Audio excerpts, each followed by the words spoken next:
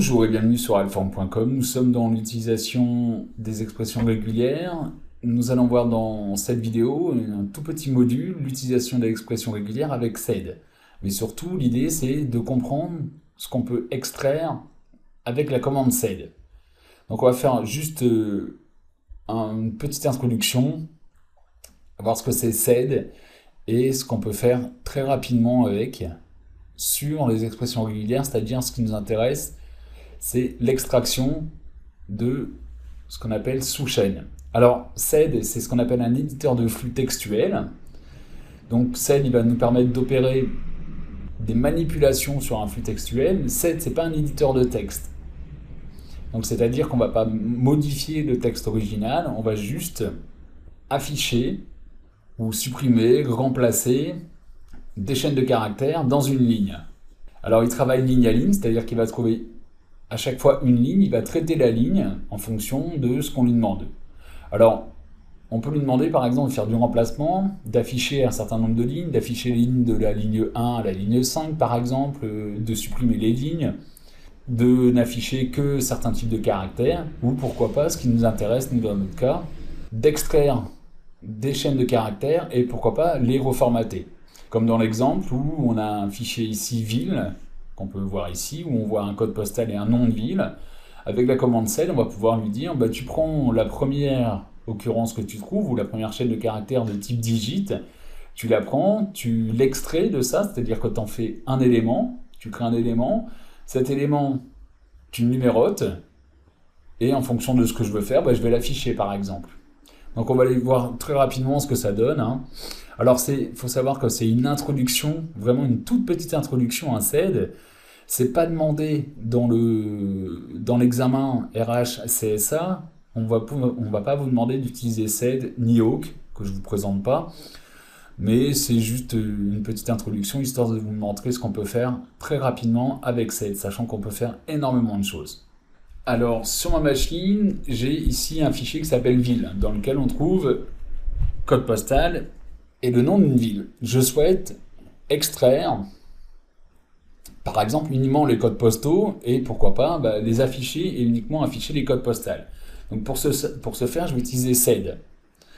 Alors, je vais mettre l'option R. L'option R, c'est pour lui indiquer que je vais utiliser des expressions régulières. Alors, je vais pas faire comme ça, je vais après coter, alors je pourrais mettre une seule cote, comme ça change pas grand chose, je vais la mettre. Je lui dis, je vais faire une substitution avec le S.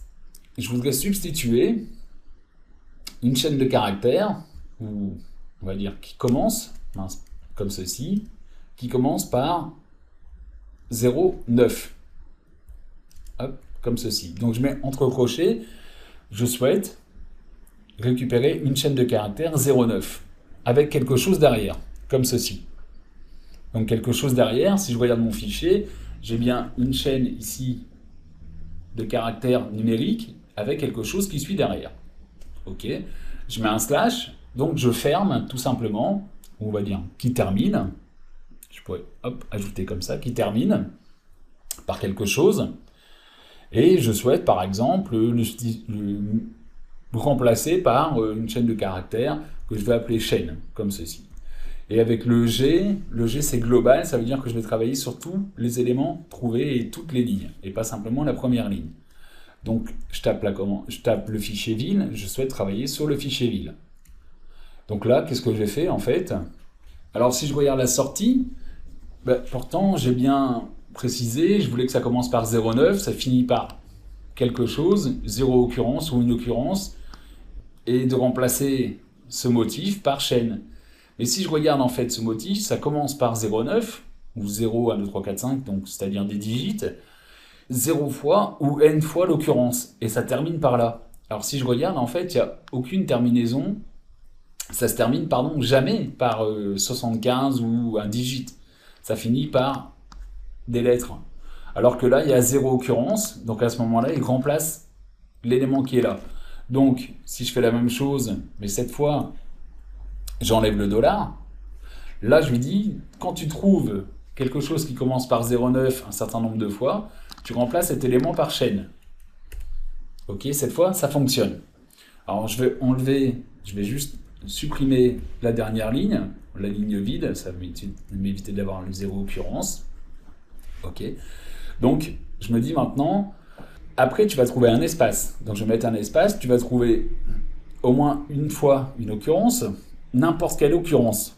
Absolument toutes les occurrences. De quoi? De A à Z, comme ceci. Ok, tu me remplaces tout ça par chaîne. Il me remplace tout par chaîne. Ok, donc je vais enlever le remplacement. Mince, je vais faire un petit nettoyage d'écran. Je voudrais maintenant lui dire, je souhaite extraire cet élément-là, celui-ci, et ne m'afficher que cet élément-là, et uniquement cet élément-là. Donc, ce que je vais faire, on va le mettre entre parenthèses.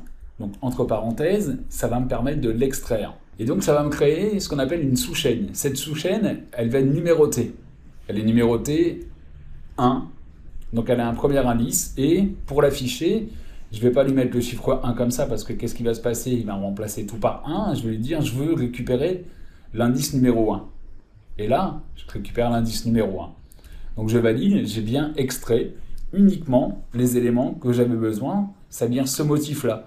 De la même façon, si je veux extraire le second motif, je vais donc également placer l'élément, ici, donc la chaîne que je souhaite récupérer, entre parenthèses. Alors hop, je place entre parenthèses, et ici on a donc l'élément numéro 1, et là on a l'élément numéro 2. Donc je me dis, je souhaite afficher l'élément numéro 2, des espaces par exemple, ou pourquoi pas, allez, ça, ce genre de caractère. Et après, l'élément numéro 1. Donc je valide, je récupère bien l'élément numéro 1, je remonte le fichier vilain, rapidement, je récupère bien donc l'élément numéro 1 que j'ai extrait, l'élément numéro 2 extrait, avec donc deux motifs différents, le motif étant des digits un certain nombre de fois, au moins une fois, absolument tout caractère, pardon, A à Z un certain nombre de fois. Celui-ci c'est numéro 2, celui-ci numéro 1, je lui dis le numéro 2 tu me l'affiches, tu mets ces caractères là et après tu m'affiches le numéro 1. J'aurais pu également utiliser, pourquoi pas, plutôt une tabulation. À ce moment-là, hop, je mets un petit espace et je lui mets une tabulation. Voilà. Donc on voit que l'anti-slash-t nous donne une tabulation. Alors bien sûr, on peut récupérer tout et n'importe quoi. On a ici un fichier où on trouve dans ce fichier des liens, tout simplement, avec des href, c'est-à-dire des liens HTML. Nous, ce qu'on voudrait, c'est uniquement sortir uniquement les éléments qui se trouvent ici, sans les guillemets, voilà, ou sans les doubles cotes, sortir uniquement les liens. D'accord? Donc je sors de mon fichier, je fais un petit cat sur mon fichier, et je vois donc l'état de mon fichier. Donc je veux, à travers sed, sortir uniquement, par exemple, le HTTP, ainsi de suite, jusqu'à index.htm et pas plus. Alors, je vais demander donc à sed, -r, pour lui préciser que c'est des expressions régulières. Ça m'évite en fait, si vous regardez sur Internet, d'avoir ce genre de syntaxe, où lorsque je souhaite extraire un élément, par exemple, je dis n'importe quoi, hein, 09 comme ceci, vous voyez, je dois mettre des anti-slash devant les parenthèses pour pas qu'elles soient interprétées. L'avantage d'utiliser le -r, c'est qu'il comprend que les parenthèses sont des expressions régulières. Alors ça commence par quelque chose, ça commence par absolument tout caractère, un certain nombre de fois, d'accord, jusque l'élément guillemets ou double cote. Quand il trouve l'élément guillemets, il crée un premier élément. Donc là, ça veut dire en fait tout ça.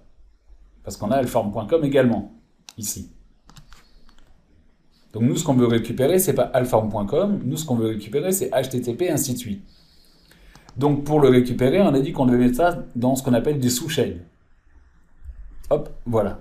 Avec ça, je vais ouvrir. Je vais dire, maintenant, tu vas trouver HTTP, 2 points, 2 slash. Sauf que les 2 slash, on sait que ce slash, il est compris ou traduit par sed comme étant une fin d'éléments. Donc je ne peux pas mettre ce genre d'éléments, je vais devoir ce qu'on appelle les échapper. Donc je mets un anti-slash devant et un anti-slash, du coup ça devient un caractère slash et non plus le slash signifiant quelque chose pour celle.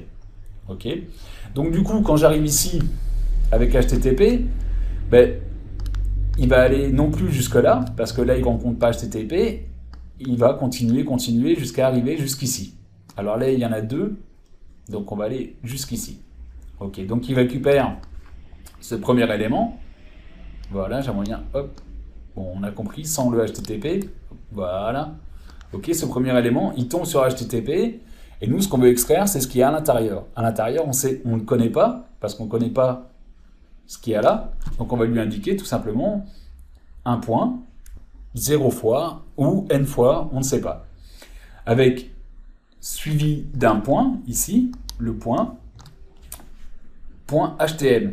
Donc de la même façon, si je mets un point comme ceci, le point, il est signifiant pour celle, donc je vais également l'échapper, c'est-à-dire faire en sorte que ça devienne un caractère. Et là, je mets htm tout simplement. htm. Voilà. Donc je dis, je veux que tu m'extrais cet élément-là. Donc du coup, qu'est-ce que je fais? Ben, je ferme ma parenthèse. Et là, cet élément-là, il représente bien, en fait, cet élément-là. C'est-à-dire que ça commence par http /, d'accord, jusqu'à forum, blablabla, jusqu'à htm, donc jusqu'à cet élément-là. Ok, maintenant, je mets des guillemets, puisque je ferme, d'accord, et ce que je vais, c'est extraire cet élément-là. Donc après, on met un petit point, un certain nombre de fois, 0 fois ou n fois, et jusqu'au bout. Donc jusqu'au bout, $. Donc maintenant, je peux fermer, comme ça. Donc, qu'est-ce que veut dire cette chaîne? Cette chaîne, elle veut dire tout ça, jusqu'à là. D'accord? Ça, c'est donc le premier élément. Après, on trouve un élément jusqu'à HTM, donc jusque-là. Ok. Donc cet élément-là. Et après, bah, au moins une fois quelque chose, absolument, tout, n'importe quoi, jusqu'au bout.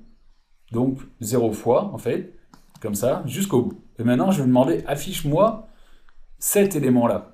Donc je vais lui dire, pour l'afficher, l'expression ou la sous-chaîne, elle est numérotée 1, donc anti-slash 1, et tu me l'affiches. Ok, pour l'afficher, je fais un print dessus, comme ceci, et le fichier link. Voilà, je récupère bien uniquement, vous voyez, les liens correspondants, c'est-à-dire HTTP. Si j'avais fait comme ceci, ça marchait également. Pourquoi? Parce que je lui dis tu t'arrêtes à HTM. Ça marche également sans ça. Pourquoi? Parce que je lui dis tu vas jusqu'au bout, jusqu'à HTM. Alors je pourrais vous montrer plein de choses avec SED, surtout sur l'extraction de chaînes. Alors l'extraction de chaînes, ça peut être un peu compliqué parce qu'on va se retrouver avec des éléments, ou je vais dire des chaînes de caractères à extraire avec des chiffres, des lettres, des éléments. Des caractères, je veux dire des caractères qui sont autres que les digits ou alphanumériques. Donc c'est pas très évident au début. Faut travailler un peu dessus. Faut aussi regarder sur internet parce que à travers des forums ou sur des docs, il y a pas mal de gens qui vont nous donner des explications. Par exemple, pourquoi mon tabulation elle fonctionne pas ou ce genre de choses. Faut manipuler. Faut beaucoup le manipuler en fait pour travailler avec. Faut souvent le manipuler parce que moi-même, je peux vous le dire, même si on manipule de temps en temps, on l'utilise. Si je le fais pas pendant 6 mois, à chaque fois, je suis obligé de regarder de nouveau, un peu, à chaque fois, me dire ah tiens, ça je me rappelais plus exactement. Donc c'est pas très évident au début, mais après, une fois que ça vient, c'est parti. Faut juste le travailler. Comme je vous disais, sachant que c'est pas demandé à l'examen RH CSA, mais par contre, quand on connaît pas SED, c'est très ennuyeux de travailler vraiment sur des fichiers, en particulier par exemple pour ce qui peut nous intéresser, des fichiers de log. Donc voilà ce qu'on a couvert donc, dans ce petit module, cette petite vidéo qui concerne le SED. Alors vous me verrez, ou ensemble on aura l'occasion de voir pendant la formation, pendant donc cette formation, la commande SED, mais à travers VI, ou dans VI, on fera des substitutions par exemple avec le SED, et au lieu d'utiliser le SED quelque chose, j'utiliserai le pourcent dans VI, vous verrez ce que ça donne un tout petit peu plus tard. Vous pouvez aller voir directement si vous voulez dans, par exemple, je sais pas moi, dans Kerberos, ce genre de choses. Là, je sais que dans ce chapitre-là, ou même dans le chapitre LDAP, ici, il doit y avoir des éléments de remplacement avec le SED dans Vim. Je vous dis donc à très bientôt sur alform.com.